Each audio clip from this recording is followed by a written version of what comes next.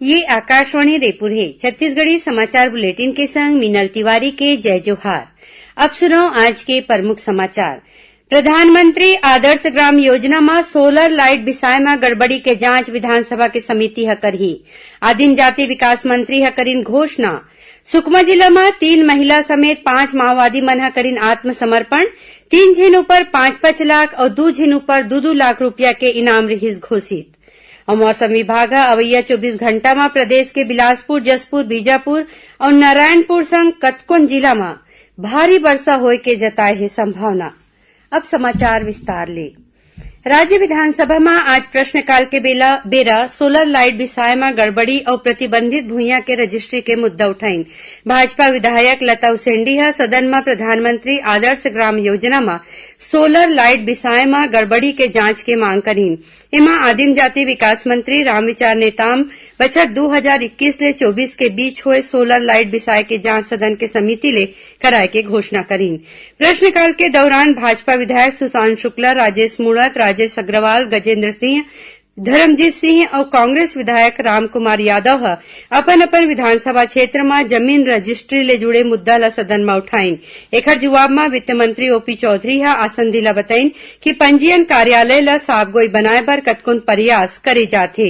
नगद भुगतान में घलो पैन और आधार लिंक होना जरूरी करे गे हे। एकर बादो कहूं नगद भुगतान लेन देन में कोनो किस्म के गड़बड़ी पाए जाथे तो एकर जांच कराए जाही।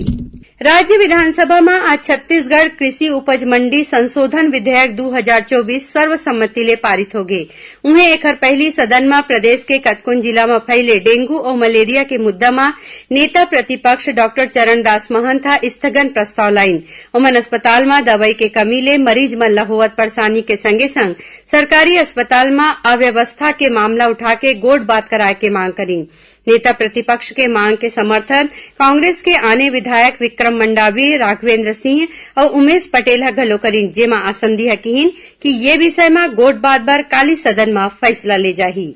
सदन में आज भाजपा विधायक धर्मलाल कौशिक ध्यानाकर्षण ले दवाई और उपकरण विषय में गड़बड़ी के मामला उठाइन है। एमा स्वास्थ्य मंत्री श्याम बिहारी जायसवाल जानकारी दिन कि 3 IAS अधिकारी के कमेटी ये मामला के जांच करत है। केंद्रीय पर्यटन मंत्रालय स्वदेश दर्शन योजना में छत्तीसगढ़ के बिलासपुर और जगदलपुर समेत देश भर में 57 ठिन जगह के चिन्हारी करे है। ये योजना में 29 परियोजना ला मंजूरी दे गे है। स्वदेश दर्शन योजना छत्तीसगढ़ के मयाली बगीचा समेत देश में 42 ठिन जगह ला विकसित करे जाही।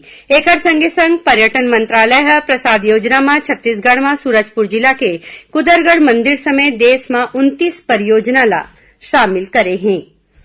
नवा रायपुर के एक प्राइवेट होटल में आज CII कोतिले ग्रीन स्टील समिट के आयोजन करेगी। एमा देश भर के प्रमुख उद्योगपति और व्यापारी शामिल हुईन। कार्यक्रम में मुख्यमंत्री विष्णुदेव साय माय पहुना के रूप में संगहीन।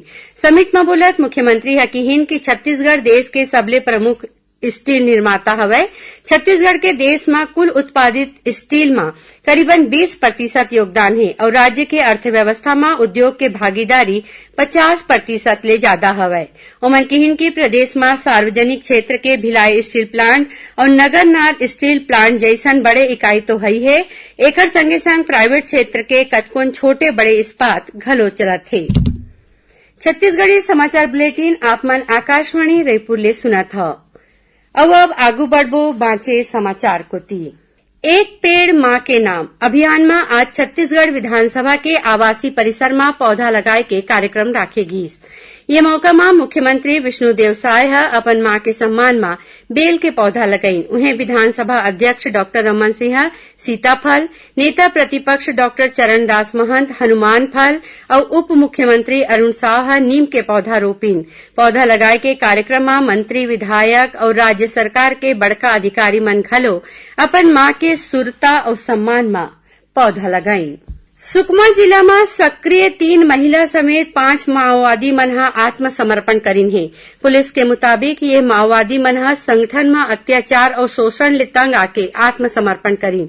एमा ले 3 झिन ऊपर 5-5 लाख और 2 झिन माओवादी ऊपर 2-2 लाख रुपया के इनाम घोषित रही से। आत्मसमर्पण करैया ये सबो माओवादी प्लाटून नंबर 30 और किस्टाराम एरिया टेलर टीम के सक्रिय सदस्य रहीन। ये माओवादी मन ला राज्य सरकार कोती ले 25-25 हजार रुपया के प्रोत्साहन राशि देगीस। राष्ट्रीय जांच एजेंसी एनआईए ह देश भर में फंडिंग के जांच ला लेके आज भिलाई में एक एनजीओ के ठिकाना में छापा मारिन। ये दौरान एनआईए के टीम एनजीओ संचालक कलादास डहरिया के घर में पहुंच के उखर ले पूछताछ करीन। कलादास डहरिया कला नाव के जनवादी सांस्कृतिक संगठन चलाथे। ये संगठन किसान, आदिवासी और मजदूर मन बर काम करथे। एखर बर ओला देश भर ले आर्थिक मदद मिलथे। एनआईए कलादास के माओवादी मन के संपर्क के जांच घलो करथे। बताए जाथे कि आज बिहनिया करीबन 5:30 बजे एनआईए की टीम छापा के कार्रवाई शुरू करीन। ये दौरान तीर तखार के लोगन के अवई जवई में घलो रोक लगा देगीस। राजनांदगांव जिला के चवेली गांव में चूना पत्थर के अवैध उत्खनन के मामला में खदान के संचालक ला करीबन 5 करोड़ रुपया के अर्थदंड जारी करीन है। उन्हें संचालक के खिलाफ कानूनी प्रकरण दर्ज करे के आदेश जारी करे गए है। ये कार्रवाई अपर कलेक्टर न्यायालय के आदेश में हुए है। खबर के मुताबिक पाछू कतकोन बछर ले क्षेत्र में राजनीतिक संरक्षण में चूना पत्थर के अवैध उत्खनन के शिकायत मिलत रही से। संगे संग खदान में उत्खनन बर विस्फोट घलो करे जात रहीस, जेकर ले तीर तखार के गांव के लोगन हलाकान रहीन। गांव के लोगन एकर शिकायत प्रशासन ले करे रहीन, जेमा अपर कलेक्टर न्यायालय पाछू 19 जुलाई के कार्रवाई के आदेश दीन। शक्ति जिला में नौकरी लगाए के नाव में 6,60,000 रुपया के ठगी के मामला में बाराद्वार पुलिस एक युवती ला गिरफ्तार करे है। पुलिस ओला न्यायिक रिमांड में जेल भेज दे है। उन्हें गौरेला पेंड्रा मरवाही जिला में एक आरोपी ला खुद ला मंत्रालय के अधिकारी बता के शिक्षा विभाग में नौकरी लगाए के नाव में एक युवक ले करीबन 3.5 लाख रुपया के ठगी करे है। भारतीय न्याय संहिता के तहत अपराध दर्ज करके पुलिस मामला के जांच करत है। राज्य वन अनुसंधान और प्रशिक्षण संस्थान के कैंपस में पैराटेक्सोनॉमी और जैव विविधता संरक्षण खातिर 21 दिवसीय प्रशिक्षण कार्यक्रम शुरू करे गए है। एकर ले प्रदेश में जैव विविधता के संरक्षण, संवर्धन और प्रबंधन में मदद मिली। ये प्रशिक्षण के पहली चरण में 48 प्रशिक्षणार्थी शामिल होवत हैं। अब जानन मौसम के हाल। मौसम विभाग अवैया 24 घंटा में प्रदेश के बिलासपुर, जसपुर, सूरजपुर, गौरेला पेंड्रा मरवाही, बस्तर, दंतेवाड़ा, बीजापुर और नारायणपुर जिला में 1-2 जगह में भारी वर्षा होए के संभावना जताए है। भारी वर्षा के मुख्य क्षेत्र सरगुजा संभाग के जिला होही। वहीं काली प्रदेश के कतकोन जगह में हल्का ले मध्यम वर्षा संग गरज चमक और छींटा बौछार के आसार हवय। यही बीच राजस्व और आपदा प्रबंधन विभाग कोती ले अभी तक राज्य में 460 मिलीमीटर औसत वर्षा दर्ज करे गए है। बीजापुर जिला में सबले ज्यादा 1090 मिलीमीटर और सरगुजा जिला में सबले कमती 180 मिलीमीटर औसत वर्षा दर्ज हुए है। आखिर में प्रमुख समाचार एक घाव फेर। प्रधानमंत्री आदर्श ग्राम योजना में सोलर लाइट विषय में गड़बड़ी के जांच विधानसभा के समिति करही। आदिम जाति विकास मंत्री करीन घोषणा। सुकमा जिला में 3 महिला समेत 5 माओवादी मन करीन आत्मसमर्पण। 3 झिनों पर 5-5 लाख और 2 झिनों पर 2-2 लाख रुपया के इनाम रहीस घोषित।